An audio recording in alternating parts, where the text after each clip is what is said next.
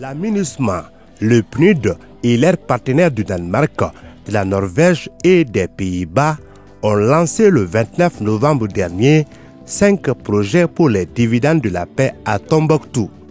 Financés pour plus de 2 milliards de francs CFA par le Fonds fiduciaire en soutien à la paix et à la sécurité au Mali, ils visent à appuyer le retour de l'autorité de l'État dans cette vaste région du nord du Mali, toujours en proie à la menace terroriste.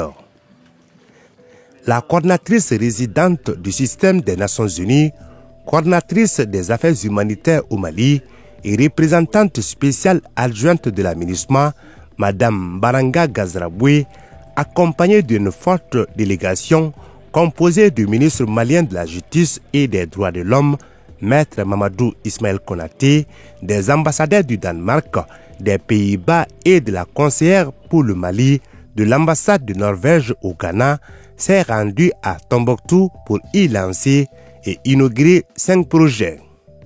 Le projet de 5000 kits solaires destiné à 5000 foyers vulnérables est financé par le Royaume du Danemark pour près de 360 millions de francs CFA, soit plus de 615 000 $ américains.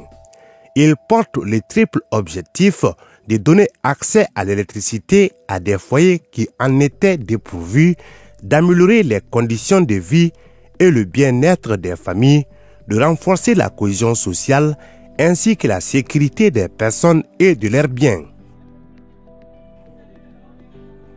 L'administration pénitentiaire est un autre secteur bénéficiaire de 3 projets dont le premier a été inauguré et les 2 autres lancés par la délégation en présence du gouverneur de la région, du personnel de l'administration pénitentiaire et de quelques notabilités de la ville.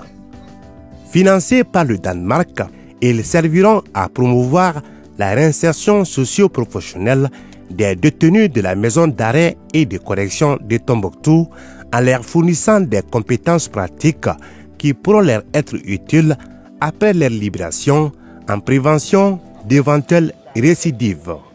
La prison, c'est une fin fatale pour un certain nombre de gens qui ont eu des comportements indignes, irréguliers, illégaux. En oubliant simplement que tous les hommes sont capables d'être un jour indignes, irréguliers et pas conformes. Quand aujourd'hui les espaces de prison sont réservés uniquement à la détention, monsieur le gouverneur, comme si aujourd'hui les personnes qui sont momentanément ici n'ont plus le droit de ressortir un jour. Il ne faut pas désespérer. On n'a pas le droit de désespérer. Trouvons le moyen plutôt de les réinsérer parmi nous. Dans la même veine, des actions pour renforcer la chaîne pénale, le ministre de la Justice a inauguré le centre d'accès au droit et à la justice construit par le PNUD et géré par l'association des Messou. L'occasion pour Maître Konaté de mettre le doigt sur certains problèmes spécifiques liés au fonctionnement de la justice dans la région. La dernière étape, et non la moindre, est le lancement du projet de renforcement des 6 points de contrôle des forces armées maliennes FAMA, financé par la Norvège à plus de 127 millions de francs CFA. Planifié pour être réalisé sur une période allant de 4 à 6 mois, ces projets financés par le Fonds multidonataire, Fonds fiduciaire, sont une marque de l'engagement de la communauté internationale à soutenir les interventions humanitaires et l'aide au développement en passant par le retour de l'autorité de l'État, de la sécurité et de l'ordre constitutionnel pour résoudre la crise au Mali.